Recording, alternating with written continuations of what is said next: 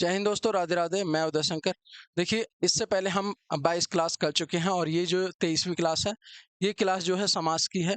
इस क्लास का शीर्षक समास रहने वाला है। हम समझेंगे समास के कितने भेद हैं और किस प्रकार हम पहचान सकते हैं कोई भी समास जो है। ठीक है। तो और मैं आपके लिए बता दूं कि ये जो क्लास रहने वाली है सीटेट, यूपी पुलिस या आरओ या एसएससी जीडी जैसे एग्जाम के लिए बहुत ज़्यादा महत्वपूर्ण रहने वाली है। और क्लास के अंत तक आप जुड़े रहेंगे और अगर कोई भी संदेह वाली बात है तो आप हमें कमेंट करके ज़रूर बताएं। ठीक है। तो हम देखते हैं आज समास।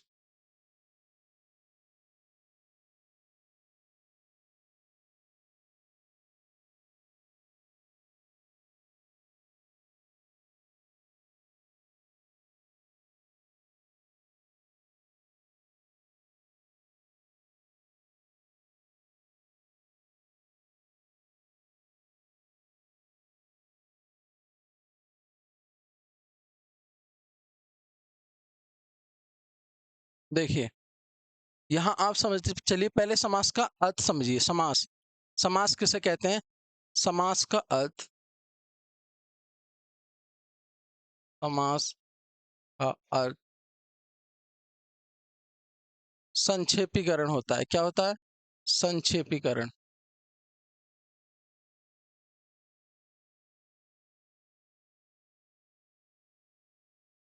होता है।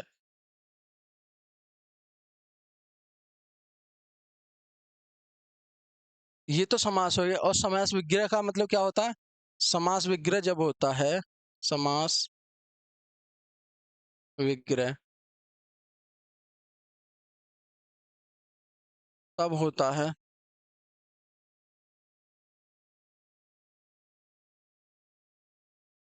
जब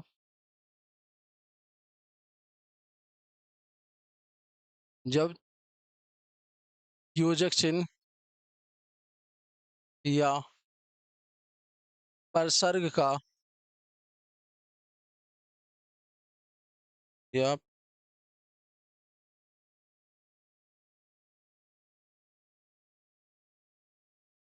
परसर्ग का, परसर्ग मतलब विभक्ति चिन्ह का प्रयोग किया जाता है, जाता है। ठीक है। जैसे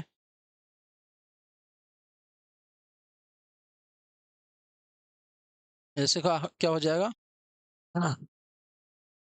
नीलकंठ, नीलकंठ, नीलकंठ अर्थात नीला है जिसका कंठ। कौन? भगवान शिव, भगवान शिव।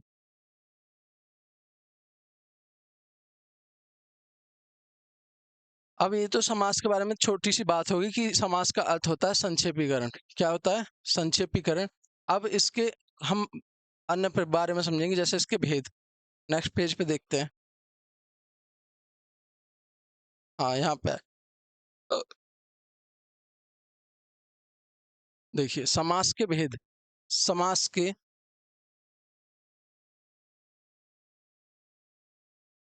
समास के मुख्य रूप से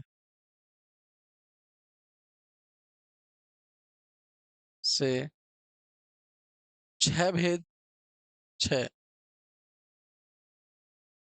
भेद या प्रकार माने जाते हैं,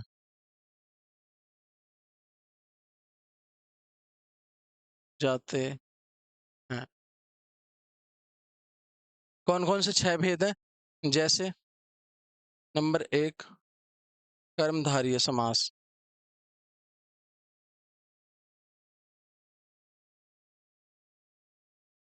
समास। दूसरा है, इनका सीक्वेंस जरूरी नहीं है कि ये सीक्वेंस या क्रम में ही हो, ऐसे भी लिख सकते हैं। तत्पुरुष समास।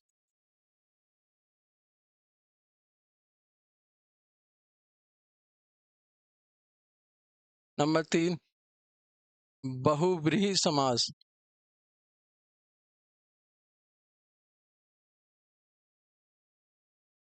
समास। 4 है द्वंद्व समास।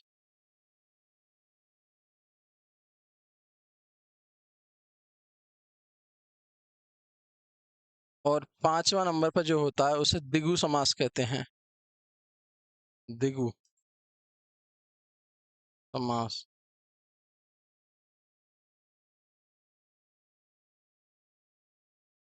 कर्मधारय तत्पुरुष बहुब्रीहि द्वंद्व और द्विगु। और नंबर 6 क्या रह गया? मच्छर पुरुष बहुब्रीहि तत्पुरुष द्विगु कर्मधारय द्वंद्व। एक सेकंड। हाँ, नंबर 6 होता है अवयवी समास। ठीक है, तो ये आपके 6 समास हो गए। अब अगर इन समास पे आप ध्यान देंगे तो यहाँ से एक चीज हमें सीखने के लिए मिलती है कि किस समास का कौन सा पद प्रधान होता है। तो हम इन चीजों को देख लेंगे और अगर हम ये समझ जाते हैं तो कोई भी शब्द को आसानी से हम पहचान सकते हैं। जैसे जो कर्मधारय समास होता है, इसमें क्या होता है? दूसरा पद प्रधान। यूं ही लिख लीजिए, दूसरा पद प्रधान होता है।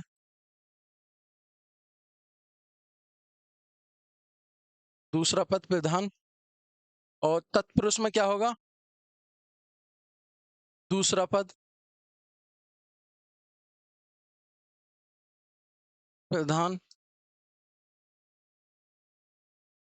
और बहुब्रीहि में देखिए, बहुब्रीहि एक ऐसा समास है जिसमें ना ही पहला पद ना ही दूसरा पद। इसमें क्या होगा? अन्य। अन्य पद। अन्य पद का मतलब क्या हुआ? अन्य या तीसरा पद कह सकते हैं इसे। तीसरा पद प्रधान। प्रधान का मतलब क्या हुआ? यानी कि जो अन्य पद होगा उसकी प्रधानता होगी। द्वंद्व में मतलब जैसा कि शब्द से पता है, द्वंद्व। द्वंद्व मतलब दोनों। यानी कि इसका क्या होगा? दोनों पद प्रधान। दोनों पद प्रधान। और जब द्विगु की बात करेंगे, द्विगु का मतलब होता है संख्यावाची, तो इसमें पहला पद क्या होगा? पहला पद ही प्रधान होगा। पहला पद प्रधान। पहला पद क्या होगा? संख्यावाची होगा, यानी कि जो संख्या का ज्ञान कराए। और अवयवी भाव, इसमें क्या होगा?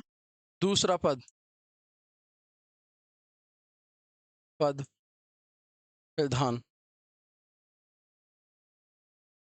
देखिए, जो अवयवी पद है इसमें कई जगह आपके लिए देखने के लिए मिलेगा कि इसका पहला पद प्रधान होता है। वो कुछ कुछ जगह पे हो सकता है, तो इसमें आप चाहें तो लिख भी सकते हैं दूसरा या पहला, दोनों हो सकते हैं इसमें। पहला पद प्रधान। ठीक है, आप इन पे जरूर ध्यान दें। ये जो सारणी है, ये मान के चलिए कि इसी सारणी से आपके समास कवर हो सकते हैं अगर आप इन शब्दों को समझ लें। अब एक एक करके हम समझने की कोशिश करेंगे आगे इनके सारे प्रकार।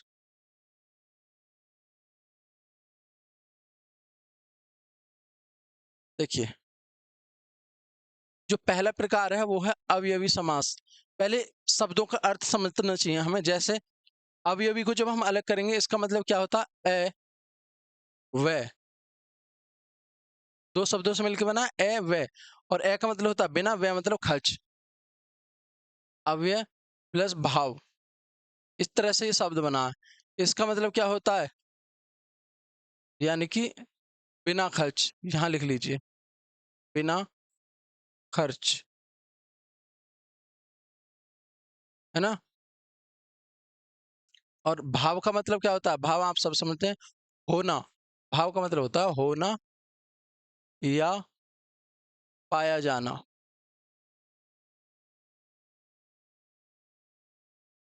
और इसमें दूसरा पॉइंट क्या हो सकता है? हाँ, अवयवी में अभी मैंने आपको बताया, इसके दोनों पद प्रधान हो सकते हैं। कहीं कहीं जगह प्रधान हो सकते हैं।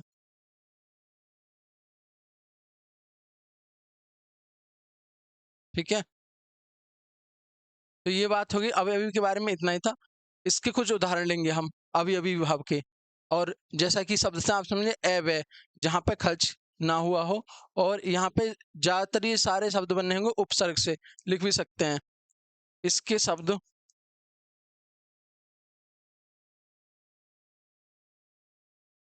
उपसर्ग, उपसर्ग किसे कहते हैं? शब्दांश, जो शब्द के आगे लगते हैं, उपसर्ग से निर्मित होते हैं।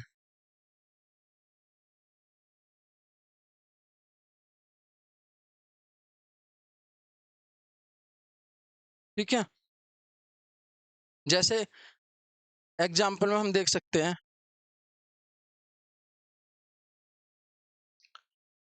आजन्म। ये आ क्या है? यहाँ पे उपसर्गी तो है ना? और आगे प्रत्येक, अलग अलग करेंगे, प्रत्येक, है ना? तो क्या हो जाएगा? ये मैंने डायरेक्ट लिखा प्रति और एक अलग करके, ये मत करना इसके वर्तनीय नहीं है। तो ये क्या हो जाएगा? आजन्म प्रत्येक, ये जो लगेंगे यहाँ पर उपसर्ग है, ये प्रति आ जाएगा और ये आ जाएगा। उपसर्ग से बनने वाले शब्द होते हैं इसके अधिकतर। अब इसके कुछ और जो महत्वपूर्ण उदाहरण है वो भी हम देखेंगे। जैसे कि इसके बारे में कुछ कंडीशन है, वो ये है कि देखिए, पहचान की बात कर रहे हैं कि पहचान, मैंने बताया आपको उपसर्ग से बने पद, तो वो जो आप यहाँ देख सकते हैं, आजीवन शब्द है, आजीवन। अब आजीवन कैसे बना है? आ अलग है, और जो अलग है ये पहला, यही तो उपसर्ग है, उपसर्ग हमेशा आगे लगता है। आ प्लस जीवन, यानी कि जीवन पर्यंत, इसका अर्थ हुआ। इसी तरह से निर्दोष, निर क्या है? उपसर्ग है, और दोष अलग है, यानी कि दोष रहित, है ना? तो ये एक तो बात होगी, जब हम उपसर्ग लगे होते हैं तो हम पहचान लेते हैं अवयवी भाव का है। इसके ज्यादातर जितने भी शब्द हैं उनमें उपसर्ग होगा। और क्या कंडीशन होने वाली है अवयवी भाव में? नंबर 2 है, यदि एक ही शब्द की पुनरावृत्ति हो। पुनरावृत्ति को क्या कहते हैं? बार बार रिपीटेशन, यानी कि बार बार कोई भी शब्द आ रहा है, तो ऐसी कंडीशन में क्या होगा? अवयवी भाव समास। जैसे कि घर घर, है ना? लेकिन यहाँ पे क्या लगेगा? यहाँ ये नहीं लगेगा चिन्ह, घर घर, यानी कि घर के बाद घर। अगर और भी इसकी जगह क्या बोलते हैं? हाथ हाथ, घर घर, बात बात। लेकिन एक चीज का ध्यान रखें कि जब हम ये बोल रहे हैं घर घर, बात बात, बात बात, तो यहाँ पे योजक चिन्ह नहीं होना चाहिए ये वाला। अगर योजक चिन्ह आ गया तो वो हो जाएगा द्वंद्व समास, यानी कि दोनों की प्रधानता। तो क्या हो गया? बात बात, घर घर, कान कान, तो हाथ हाथ, ये सारे के सारे किसके हैं? पुनरावृत्ति हो रही है, या वे विभाग के हैं। दूसरी तीसरी कंडीशन क्या कह रही है? एक जैसे दो शब्दों के मध्य बिना संधि नियम की कोई मात्रा या व्यंजन आए। जैसे कि एक जैसे दो शब्द, जैसे देखो हाथों हाथ, इनके बीच में क्या आया? कोई बिना संधि के कोई व्यंजन, या हाथों हाथ ओ आ गया, है ना? तो ये क्या बन गया? ये भी अवयवी भाव का है। बातों बात कह सकते हैं, कानों कान कह सकते हैं, है ना? जैसे यहाँ लिख सकते हैं आप, कानों कान, बातों बात, बात। कोई भी चिन्ह तो नहीं लगाया हमने, योजक चिन्ह लगाया। अगर योजक चिन्ह लगा देते तो वो द्वंद का हो जाता है, यानी कि दोनों की प्रधानता हो जाती। इसलिए ये क्या है? हाथों हाथ, बातों बात, कानों कान, ये सब अवयवी भाव के हैं। ठीक, अब आगे आइए, अब समझेंगे द्वंद्व समास। पहले इसके बारे में समझिए। द्वंद्व, द्वंद्व का मतलब ही होता है प्रतियोगिता। ऐसे लिखिए, द्वंद्व का अर्थ प्रतियोगिता।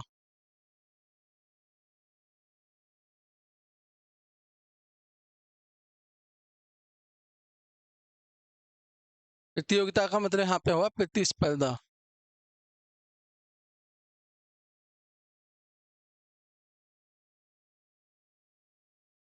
यानी कि कंपटीशन हो रहा दोनों के बीच में, है ना? और इसमें और क्या होगा? द्वंद्व में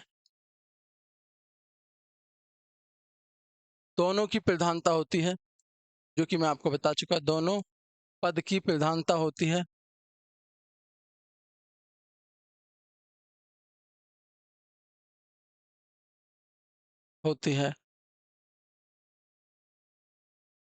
और साथ में एक कंडीशन लिखी इसमें, द्वंद्व समास में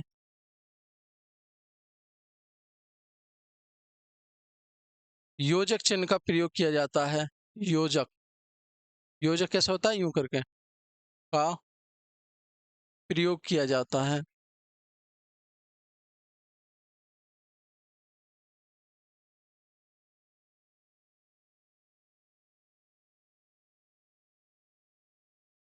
इसके उदाहरण कैसे हो सकते हैं? और इसमें एक चीज और लिख दी है, एक कंडीशन, कि इसके उदाहरण कौन से होते हैं, विलोम शब्द के। विलोम शब्द जैसे रात, रात का विलोम क्या हो गया, दिन।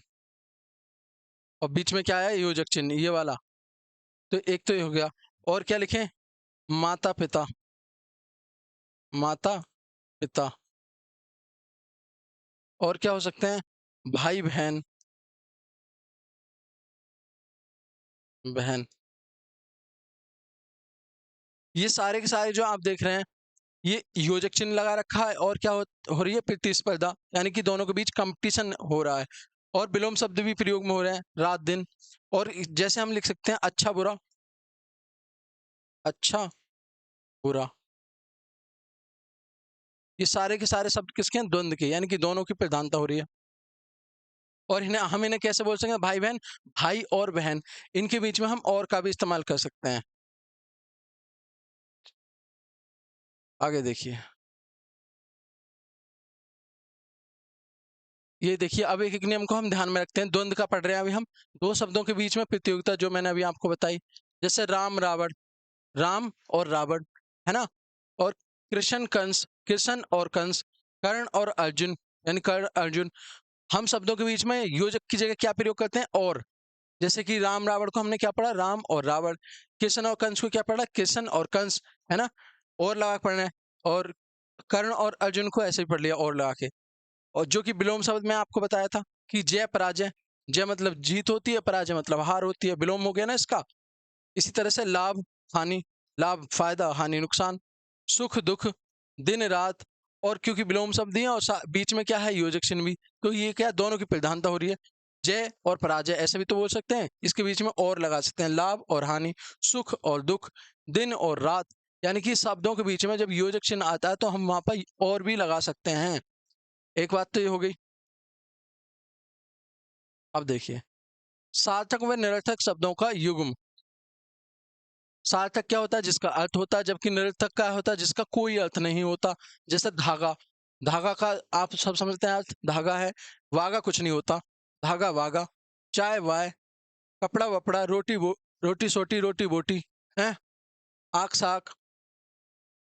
तो ये सारी चीज क्या है, एक तरफ सार्थक है, एक तरफ निरर्थक है। या योजक चिन्ह भी लग रहा है इसकी जगह, और भी बोल सकते हैं, तो कंडीशन लागू हो रही है नहीं। ठीक है, तो ये क्या है, द्वंद्व, दोनों की प्रधानता है। आगे देखिए, अब ये एक नोट है, इसमें क्या लिखा हुआ है कि 1 से 10 तक, या 10 20 40 50 60 70 80 90 100, ये सैकड़ा वाली जो संख्या है, सैकड़ा की संख्या को छोड़कर क्या होता है, सभी संख्याओं में द्वंद्व समास होगा। जैसे 1 1, 10 20, 11 10 और 1 11, 25, इन सब में क्या होएगा, द्वंद्व समास होएगा। लेकिन ध्यान रखिए क्या छोड़ देंगे, 1 से 10 तक, और 10 वो सॉरी 20 30 40 या 100 सैकड़ा तक, इन्हें छोड़ दें, बाकी में क्या है, द्वंद्व समास। ये महत्वपूर्ण था। अब देखिए कर्मधारय, कर्मधारय के बारे में क्या है, पहला तो यही है कि कर्म का मतलब होता है कर्म को धारण करने वाला, कर्म को धारण करने वाला। एक बात हो गई। दूसरी बात, दूसरा पद प्रधान होगा, दूसरा पद प्रधान होगा।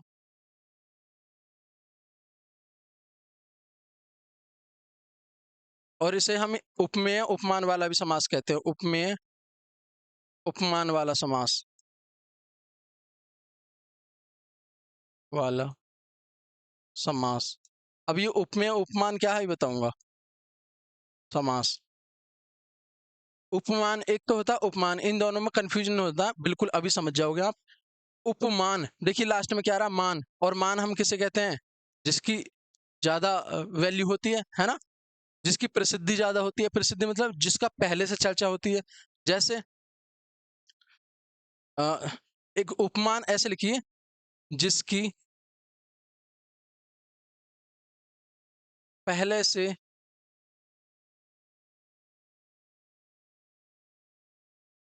प्रसिद्धि हो, प्रसिद्धि हो। और जबकि उपमेय क्या होता है, जो बाद में अस्तित्व में आया हो, में आया हो।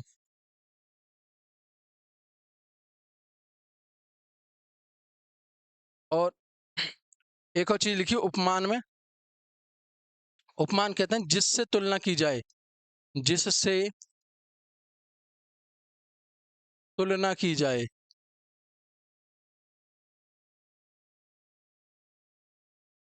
जिससे तुलना की जाए। और ये उपमेय क्या होता है, जिसकी तुलना की जाए, जिसकी तुलना की जाए। इसका मतलब क्या हुआ, एक तो कोई है, जैसे मानो सूरज है या चांद है, चांद से हम तुलना कर रहे हैं किसी व्यक्ति की, कि चंद्रमुख, चंद्रमुखी, यानी कि चंद्र के जैसा, चंद्रमा के जैसा मुख। तो प्रसिद्धि किसकी है इसमें, पहले, पहले से किसका अस्तित्व है, चंद्रमा का। मुख तो बाद में आया होगा ना, किसी का भी, कोई भी इंसान बाद में आया होगा। पहले से कौन है, चंद्रमा। तो जो पहले से होता है, जिसकी प्रसिद्धि पहले से होती है, उसे कहते हैं उपमान। क्या कहते हैं, उपमान। याद रखना, उपमान यानी कि उनका मान ज्यादा है, इस तरह से याद रखें, उनका मान ज्यादा है जो पहले से है। पहले से कौन है यहाँ पे, चंद्रमा। बाद में कौन आया, जिसकी मुख्य हम प्रशंसा कर रहे हैं, है ना। इसी तरह से जिसकी तुलना की जाए, अब तुलना किसकी कर रहे हैं, किसी व्यक्ति की, किससे कर रहे हैं, चंद्रमा से। तो जिससे कर रहे हैं वो तो उपमान, जिसकी कर रहे हैं वो क्या हो गया, उपमेय हो गया, है ना। जैसे कि, जैसे यहाँ पे समझो, चंद्रमुखी, चंद्रमुखी, इसका मतलब हुआ चंद्र जैसा मुख, चंद्रमा जैसा मुख, है ना। तो यहाँ पे एक तो चंद्र है और एक मुख है, यानी कि चंद्रमा और मुख। तो यहाँ पे उपमान क्या है, उपमान हो गया चंद्रमा, क्योंकि हम चंद्रमा से तुलना कर रहे हैं, और चंद्रमा की प्रसिद्धि पहले से है, चंद्रमा पहले से है, मुख तो बाद में आया था। तो उपमान हो गया चंद्रमा, उपमान। और ये मुख क्या है, उपमेय। अब समझ गए, यानी कि मुख तो बाद में आया, चंद्रमा पहले से आ गया। मैं बार बार कह रहा हूँ कि उपमान, मान मतलब जिनका मान ज्यादा है, जिसकी प्रसिद्धि ज्यादा है, उसी को क्या कहेंगे, उपमान। और बाद में आया जो उसे उपमेय कहेंगे। तो इन दोनों शब्दों में आप समझ गए होंगे। तो हम कह रहे थे कर्मधारय में कि कर्म को धारण करने वाला, दूसरा पद इसका प्रधान होगा, उपमेय उपमेय वाला समास होगा, यानी कि। और क्या लिख सकते हैं इसमें, आगे देखिए। हेलो, हाँ, देखिए आगे हम इसमें यूं करके लिख सकते हैं, विशेषण, विशेष्य वाला समास, विशेषण और विशेष्य वाला समास, समास। विशेषण विशेष्य का मतलब क्या हुआ, यहाँ पे एक किसी की विशेषता बताएगी, बताई जाएगी। जैसे नीलकंठ, देखिए नीलकंठ है। अब विशेषता क्या बता रहे हैं इसमें, नील मतलब होता है नीला, क्या होता है, नीला। और कंठ किस कैसे कहते हैं, गला। तो इसका मतलब हो गया, नीला गला है जिसका, किसका है नीला गला, भगवान शिव का, है ना। नीला गला है जिसका, कौन, अर्थात भगवान शिव, भगवान शिव, है ना। तो विशेषता बता दी हमने, विशेषता क्या बताई इसमें, विशेषता नीला, और कंठ क्या विशेष है। तो जिसकी विशेषता किसकी बता रहे हैं, भगवान शिव के बारे में बात करें, नीला गला है जिसका, है ना। और इस, और कैसे लिख सकते हैं, चंद्रशेखर, चंद्र शेखर। अब ये चंद्रशेखर का मतलब क्या हुआ? चंद्र मतलब चंद्रमा, शेखर मतलब शिखर, जिसके शिखर पर चंद्रमा है। क्या है, कौन है वो? है भगवान शिव। भाई भगवान शिव के बारे में बात कर रहे हैं ना, भोलेनाथ, जिनकी कृपा सब पर रहती है। हाँ। चंद्र चंद्रमा शेखर, जिसके शिखर पर कौन है? चंद्रमा, अर्थात भगवान शिव। तो हमने विशेषण बता दी ना ये, तो इसीलिए हम इसे क्या कहते हैं? विशेषण विशेष्य वाला समास भी कहते हैं। ठीक है, तो कर्मधारय के बारे में आप इतनी बात समझ गए होंगे। अब इसके और भी उदाहरण जिन्हें हम देखेंगे। देखिए, कर्मधारय समास विशेषण विशेष्य वाला, जो कि मैंने अभी आपको क्लियर कर दिया। महात्मा, महात्मा मतलब महान है जो आत्मा। कौन है? कोई भी हो सकता है महान आत्मा। पुरुषोत्तम, पुरुषों में जो है उत्तम। कौन है उत्तम? जैसे कि हम कोई एग्जाम्पल ले लें, भगवान श्री राम। नरोत्तम, नर उत्तम मतलब नरों में, नर कहते हैं पुरुष के लिए, और उत्तम जो पुरुषों में उत्तम है, ये भी वही बात होगी। उपमान उपमेय वाला समास मैंने अभी आपको बताया। चंद्रमुख, चंद्रमा के जैसा मुख जिसका है, मुख चंद्र। अब देखिए इन दोनों शब्दों में, आप देखिए यहाँ तो चंद्रमुख यानी कि जिसका मुख चंद्रमा के जैसे है, और यहाँ का मुख चंद्र, जिसके मुख के समान चंद्रमा है, दोनों बात उल्टी होगी। तो यहाँ आपसे पूछ लेगा कि यहाँ पे क्या है, उपमेय कौन है, उपमान कौन है? तो जिसकी पहले से प्रसिद्धि होती है उसे उपमान, जिसकी बाद में उपमेय कहते हैं। देहलता, देहलता का मतलब देह कहते हैं शरीर, और लता मतलब लता, जिससे पेड़ की लताएं होती हैं, डाली होते हैं, ब्रांचेस, शाखा, यानी कि जिसकी देह कैसी है? लता के समान। तो हम क्या बता रहे हैं? विशेषता बता रहे हैं, उपमेय उपमान तुलना कर रहे हैं ना। कनक लता, कनक कहते हैं सोने को, है ना, सोना, गोल्ड। और जबकि कनक लता, लता क्या हो गई? वही जो भी बताया, ब्रांच शाखा। कनक लता सोने की जैसी लता, तो उपमान ही तो कर रहे हैं। कमल नयन, कमल क्या है? और कमल, कमल जो फूल है, जबकि नयन क्या है? आंख, यानी कि जिसकी आंखें किसके समान है? कमल के समान। तो यहाँ भी तुलना कर रहे हैं, और हमने यही बताया आपसे, तुलना करने वाला, उपमेय उपमान वाला। मृग नयनी, मृग मतलब हिरन होता है, नयन मतलब क्या होता है? आंख, जिसकी आंखें कैसी हैं? मृग के समान, मृग की आंखों के समान। कौन, किसे कहते हैं मृग नयनी? माता सीता को। तो यहाँ पे हम तुलना कर रहे हैं। अब देखिए नंबर 4 है द्विगु समास। द्विगु समास जो सबसे आसान होता है, इसमें कुछ नहीं करना, आपको ध्यान ये देना, इसमें एक पद तो क्या होगा? संख्यावाची, ये संख्या की बात करेगा हमेशा। जैसे कि यह कर्मधारय समास का उपभेद माना जाता है। हाँ, एक पॉइंट तो ये मोस्ट है, हिंदी में तो 4 ही प्रकार के समास होते हैं, जबकि द्विगु और तत्पुरुष क्या है? कर्मधारय के ही भेद माने जाते हैं, द्विगु समास और तत्पुरुष। इस समास का पूर्व पद संख्यावाची, जो मैं आपको बता चुका, संख्यावाची विशेषण होता है, तथा समस्त पद यानी सारा पद किसी समूह का बोध कराता है, किसी समूह का। जैसे दोपहर, दोपहर में मतलब कि दो मतलब दो, और पहर मतलब दूसरा पहर, तो संख्या तो होगी दो। तिराहा, तिराहा में ये जो ती है, ये तीन को क्या कर रही है? सांकेतिक कर रही है तीन के बारे में। तिरंगा, ये भी ती, ये ती का है तीन के बारे में। चौमासा यानी कि 4 महीनों का समूह, ये 4 आ गए यहाँ पे चौ। चतुर आनन, ये क्या है? चतुर आनन 4 के लिए कर रहा है। यहाँ 4 पाई यानी कि ये भी क्या है? दिगु। चतुर्भुज, यहाँ 4 आ गया, पहला ही पद। पंचवटी, पंच, पंचांग, पंचांग। अष्टाध्यायी, ये है यानी कि जिसमें 8 अध्याय हो। अष्टावक्र, जो 8 प्रकार से वक्र हो, वक्र मतलब टेढ़ा। अष्टांग, जिसके 8 अंग हो। नवरत्न, जो सॉरी नवरस, जो नवरत्न हो, नवरस। नवरत्न यानी कि नवरत्न। नवरत्न किसे कहते हैं? बीरबल के पास थे नवरत्न, कहते हैं ना कि उसके नवरत्न थे। तो ये सारी बात होगी द्विगु के बारे में, इसमें कुछ नहीं करना, आपको ध्यान रखना संख्यावाची होगी, किसी समूह के बारे में बता रहा होगा। पहला पद प्रधान क्या होगा? प्रधान होगा। संख्यावाची विशेषण होगा पहला पद। ये सारी बात किसके बारे में थी? द्विगु के बारे में। अब पढ़ेंगे हम बहुब्रीहि समास। देखिए बहुब्रीहि, जिस समास के दोनों पद अप्रधान हो और समस्त पद के अर्थ के अतिरिक्त कोई सांकेतिक अर्थ प्रकट करते हो, ये महत्वपूर्ण है। सांकेतिक, इस पर ज्यादा ध्यान देना। सांकेतिक प्रधान करते हो, बहुब्रीहि समास कहलाता है। यानी कि क्या होगा? बहुब्रीहि में अन्य पद, या तो इसे ऐसा कह सकते हैं अप्रधान की जगह जो मैंने आपको बताया था, कोई अन्य पद प्रधान होगा, यानी कि कोई तीसरा पद प्रधान होगा। इसका मतलब क्या होगा कि बात तो कह रहा होगा, लेकिन ना ही पहला पद ना ही दूसरा पद, किसी दूसरे तीसरे के बारे में ही बात चली होगी, सांकेतिक उसे ही कहते हैं, है ना। जैसे नीलकंठ, नीलकंठ क्या है, नीलकंठ। अब और एक बात और, इसमें ज्यादातर देवताओं की बात होती है, इस समास में ज्यादातर देवताओं के नाम आते हैं। नीलकंठ क्या है, भगवान शिव।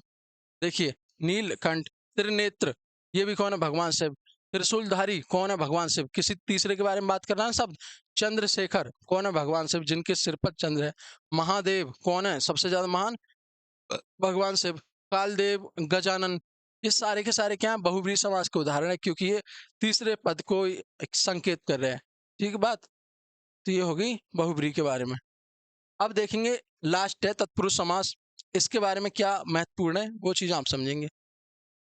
कारक की दृष्टि से तत्पुरुष समास के निम्नलिखित 6 भेद होते हैं। कारक के मैंने आपको 6 भेद बताए, कर्ता, कर्म, करण, संप्रदान, अपादान, है ना, और संबोधन, इस तरह से बताए थे ना। ये कारक के 6 भेद, उसी के आधार पर इसके भेद किए गए हैं। जैसे कि अगर हम देखें पहला, कर्म तत्पुरुष, कौन सा, कर्म तत्पुरुष। तो कर्म की विभक्ति क्या होती है, कर्म को। मैंने कारक में बताया था ना, कर्ता ने कर्म को कर्ण से, संप्रदान के लिए अपादान से, संबंध का के की, संबोधन है अरे। तो ये जो है मैंने साथ में आपको विभक्ति भी तो बताई थी। तो यहीं पे क्या है, जब कर्म की तत्पुरुष की बात हो रही है, कर्म तत्पुरुष के अंतर्गत को आएगा विभक्ति चिन्ह। बस हो गया काम।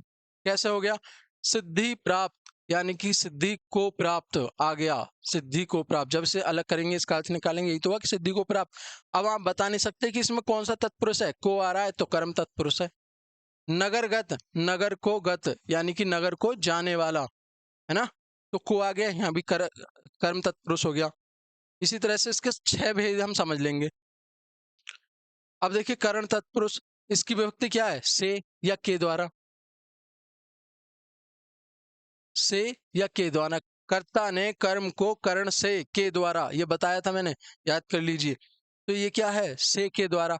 हस्तलिखित शब्द है, हस्तलिखित, यानी कि हाथों से लिखित। किससे, या तो हाथों के द्वारा बोलो या हाथों से लिखित बोलो। तो से और के द्वारा किस में आते हैं, कर्ण में। तुलसी चरित, यानी कि तुलसी के द्वारा रचित, सॉरी रचित, है ना। तो इसमें क्या आ गया, के आ गया द्वारा, और से भी आ सकता है। ये क्या हो जाएगा, कर्ण तत्पुरुष हो जाएगा। कितना आसान है, सबसे ज्यादा आसान है ये तत्पुरुष। इसमें हमें कारक पढ़ने, जो कि हमने कारक पहले से बड़े अच्छे से पढ़ रखे हैं। अब यहाँ पे देखिए संप्रदान तत्पुरुष, विभक्ति क्या है संप्रदान के लिए, है ना, ये तो आपको याद ही होंगे। बस इसके लिए अगर आपको विभक्ति याद है तो आपका जो है ये टॉपिक बिल्कुल बड़ी आसानी से हो सकता है। जैसे रसोई घर, रसोई के लिए घर, इसका अर्थ हुआ रसोई घर, रसोई के लिए घर। और के लिए किस में आता है, संप्रदान। जेब खर्च, जेब खर्च का मतलब जेब के लिए खर्च, के लिए आ गया, और के लिए आ गया, इसलिए क्या हो गया, संप्रदान। 3 देख लिया हमने। चौथा देखिए अपादान से अलग। देखिए जी इसकी विभक्ति क्या होती है, अपादान से अलग। कर्ता ने कर्म को कर्ण से, है, संप्रदान के लिए अपादान से अलग। अलग मतलब बिल्कुल से अलग हो जाना है, अलग होने का भाव। और इसकी विभक्ति विषय है, कर्ण की विभक्ति विषय है, कर्ण की विभक्ति विषय है, इसकी विषय। तो अंतर क्या हो गया, इसमें बात होगी बिल्कुल अलग हो जाने की, जबकि कर्ण में बात होती है उसके आधार की, से के द्वारा। जैसे कि तलवार से मारा, बंदूक से मारा, तो उसमें एक आधार है कर्ण में। जबकि यहाँ पे से जो आएगा वो आएगा अलग दिखाने के लिए, कि उससे अलग हट जाना, दूर भाग जाना। देखिए यहाँ लिखा अलग होने का भाव। जैसे जैसे कि पथ भ्रष्ट, पथ से भ्रष्ट, भ्रष्ट का मतलब ये होगा कि पथ से अलग हो गया, वो हट गया, पथ से, मार्ग से भटक गया। देश निकाला, यानी कि देश से निकाला, जैसे देश से निकाल दिया गया हो, देश से अलग ही तो कर दिया, अलग होने की तो बात है यहाँ पे। तो से इसलिए आया, से अलग, समझ गए। आगे आइए, संबंध तत्पुरुष। अब जो 5वां प्रकार है वो ये है, एक सेकेंड,